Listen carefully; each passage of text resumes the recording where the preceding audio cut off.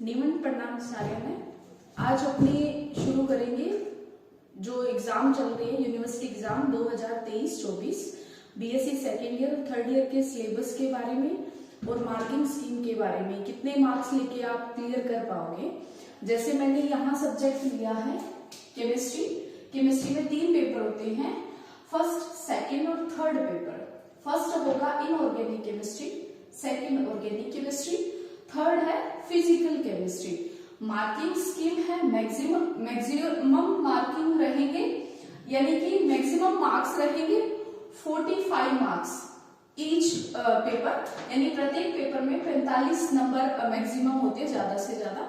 अब पासिंग यानी कि अपने को पास होने के लिए कितने नंबर चाहिए होंगे, तो प्रत्येक पेपर में 16 नंबर अनिवार्य रूप से होने चाहिए।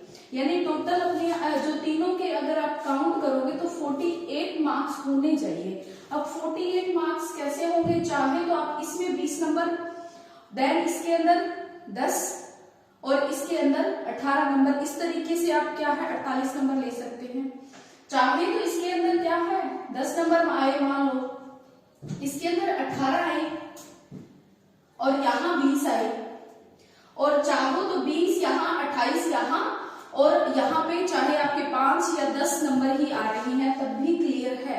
पर अगर ऐसा नहीं है, मान लो कि यहाँ पे आपके 20 नंबर आए, यहाँ पे 18 आए और यहाँ पे मार्क्स बिल्कुल ही कम है, तो इस पेपर में क्या रह जाएगी, बैक रह जाएगी। तो टोटल मार्क्स आपके कितने होने चाहिए, 48 मार्क्स। और मैक्सिमम मार्क्स तो जैसे मैंने बताया था 135 135। फिर यहाँ पे है प्रैक्टिकल मार्क्स, यानी प्रैक्टिकल जो रहता है आपका 65 नंबर का प्रैक्टिकल रहता है, उसमें से आपको पास होने के लिए 24 नंबर चाहिए होते हैं। तो यहाँ पे जो टोटल मार्किंग रहती है, यानी कि प्रत्येक पेपर की टोटल मार्किंग रहेगी, जैसे प्रत्येक पेपर का मतलब है प्रत्येक सब्जेक्ट की।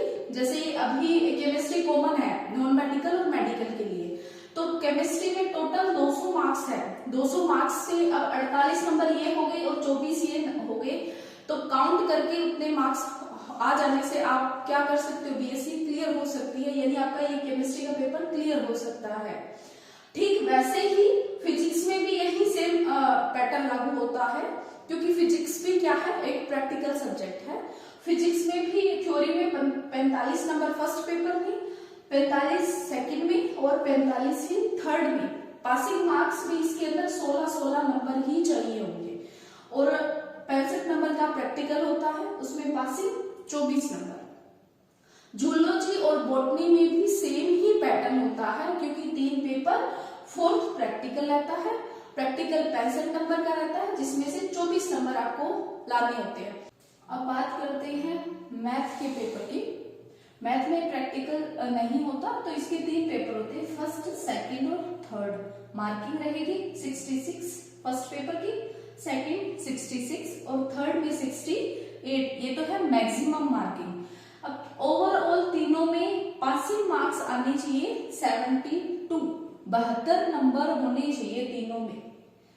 उसके बाद में टोटल मार्किंग रहती है 200 की, क्योंकि 3 सब्जेक्ट होते हैं, तो तीनों को मिला के 600 नंबर में से जितने आपके ऑब्टेन होते हैं वो निकाल के उसके बाद में परसेंटेज देखे जाते हैं। फिर है पेपर पैटर्न, ऐसा रहेगा, पेपर जो है 3 सेक्शन में आता है, ए, बी और सी। ए सेक्शन में 1 से लेके 10 क्वेश्चन आते हैं, ईच क्वेश्चन 2 मार्क यानी 2 नंबर का रहता है, और ये जो क्वेश्चन है अनिवार्य रूप से करने होते हैं। सेकंड क्वेश्चन है, ये 5 क्वेश्चन आएंगे, हर एक यूनिट से एक क्वेश्चन उठाया जाता है, हर प्रत्येक प्रश्न 4 नंबर का होता है।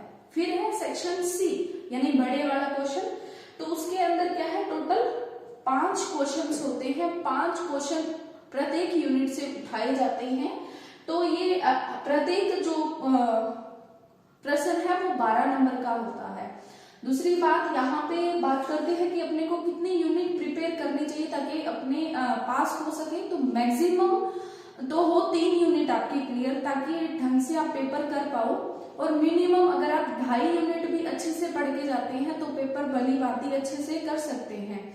दूसरी बात, बीएससी वालों के लिए स्पेशली चीजें क्या रहती है कि लास्ट ईयर के 5 ईयर क्वेश्चंस जो रहते हैं अनसोल्वर्ड, वो पढ़ के भी आप 80 से 85 तक जो परसेंट रहता है, यानी 80 से 85% क्वेश्चन पेपर जो है आप अटेम्प्ट कर सकते हो। Thank you.